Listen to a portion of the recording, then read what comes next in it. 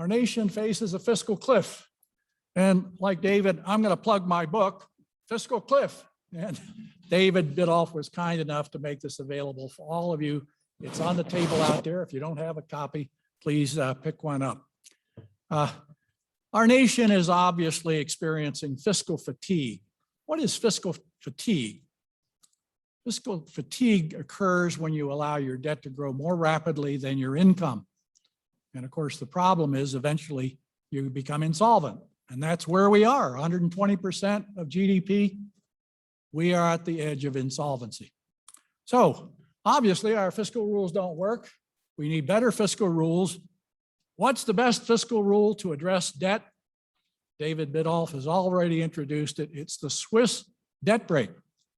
The Swiss enacted this debt brake through a referendum 3 decades ago with 85% approval from citizens. And since then, they've reduced debt to 25% of GDP. And this is the most successful fiscal rule in the world. It has been copied in every European country. It has been copied by the European Union, and most European countries have in fact succeeded. They have stabilized or reduced their debt to income. So we have proposed a Swiss-style debt brake for the United States. And this is the rule that's before you. And if you look at this rule, it's actually pretty straightforward when you think about it. If you look at the provisions in the Swiss debt brake, which is what this is the rule that would a balanced budget amendment for the United States. The first provision is a balanced budget rule. In the near term, the government must bring expenditures into line with revenue. And yes, it focuses on expenditures, but it says nothing about revenue. They can raise taxes, lower taxes. But the key is an expenditures limit. Many of you have expenditures limits in your own state constitution. And an expenditure limit constrains the maximum amount of growth in spending in a particular year. It provides for emergencies with a supermajority vote, and it allows that the government can incur deficits. If you're over the business cycle, if the government incurs a deficit in the period of recession, it must offset that deficit with surpluses in periods of expansion. So think of it as a cyclically balanced budget rule, which is another term for this. Now, very importantly, that's it. That's the amendment. Now, what the Swiss did was say, to enforce this, we need statutory law. And in their statutory law, they impose a debt brake. Now, the idea of a debt brake is actually fairly straightforward.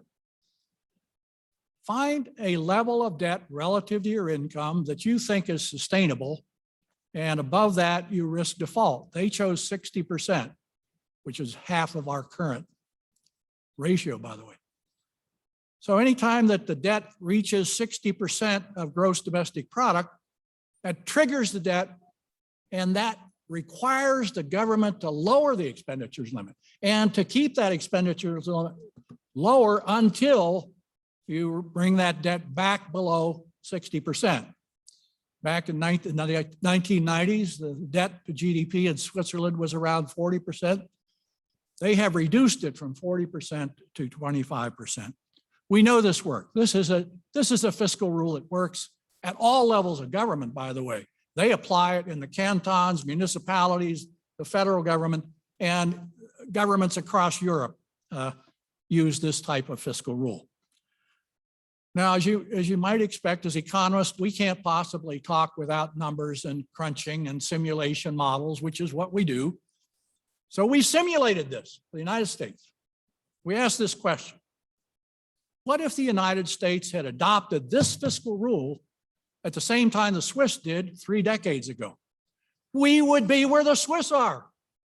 Our debt would be substantially lower than 60% of GDP. We know this works based on actual data. Now, the problem is this: what if we enact this Swiss debt brake now in 2021? I have to give you some very dismal news. Given the fact that we've allowed our debt to now increase to 120% of GDP, the best we can do over the next couple of decades is stabilize the debt to GDP ratio at the current ratio, about 120%. Beyond that, we may be able to reduce that. Now that's pretty discouraging, isn't it? But that's where we are. And this is based on CBO data, the CBO forecast with our fiscal rule. So we are in dire straits. So we have to act now. It's now or never. So why would you want to enact this type of fiscal rule? Well, it's not just because of numbers crunching by economist wonks. Look at this rule. This is a very simple, straightforward, one issue. It's on a postcard. You can put this on a postcard, just like we put Tabor in Colorado. It's a simple idea. Everybody understands the balanced budget principle, right? Households understand the balanced budget principle. You all deal with the balanced budgets in your state budgets for the last century, right? Everybody understands the balanced budget. This is a very simple, straightforward idea that can be conveyed to our citizens, to our legislatures. The language is simple. It's consistent with other amendments. Other amendments are like this: a few words, a few fundamental ideas that are incorporated, and then you have to enforce it with statutory law. And that's what the Swiss have done, and that's what we can do. So I think that this is the most effective way to approach this.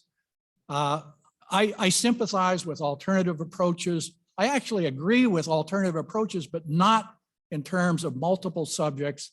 The single subject rule is crucial here. This is a single subject amendment that I think can pass constitutional muster. And I think Rob probably agrees with me on that. And let me steal from my friend Ken Ivory comments earlier in this conference, what we're up to here. The government is too big, it's too expensive, it's too intrusive in our daily lives. After this pandemic, think of the many ways the government now regulates where we live, where we work, how we travel. We must constrain the growth of government.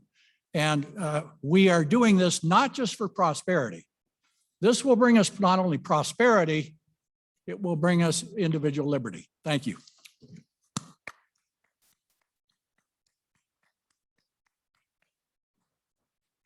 Again, if you're taking notes, we'll have questions for all of these at the end. So if you're taking notes as fast as I am, we'll have plenty of questions at the end.